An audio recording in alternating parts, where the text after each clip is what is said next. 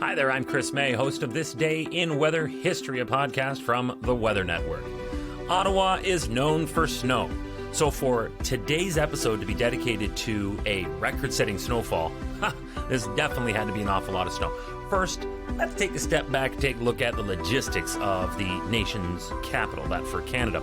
It's an old city, so therefore it's not particularly large. It dates back to upper lower Canada, so streets are narrow. You get a lot of snow and you end up with situations like we've seen in Montreal and Toronto where you have to call in the military to help people out. That's not necessarily what happened here, but it is always a potential.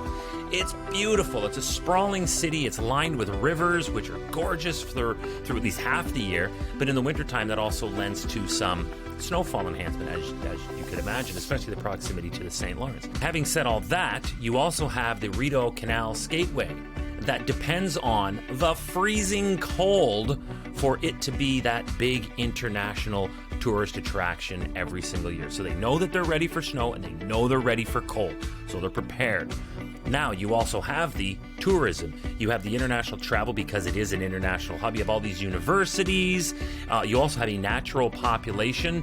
And the city was crippled by this snowfall. It was an emergency. Environment Canada was calling for 25 to 40 centimeters of snow. And then after that, there was the potential for the ice pellets and the freezing rain. It was a whole mess. On top of that, outside of the city center in Canada, the Ottawa Senators were supposed to be taking on the Buffalo Sabres. And of course, everybody had tickets to that. But the club said, if you're going to make it down, please be careful. Those that did were rewarded with 50% off tickets for an upcoming game. That was the Ottawa Senators' way of saying, we knew this was going to happen. It happens every year. Thank you for showing up this day in weather history.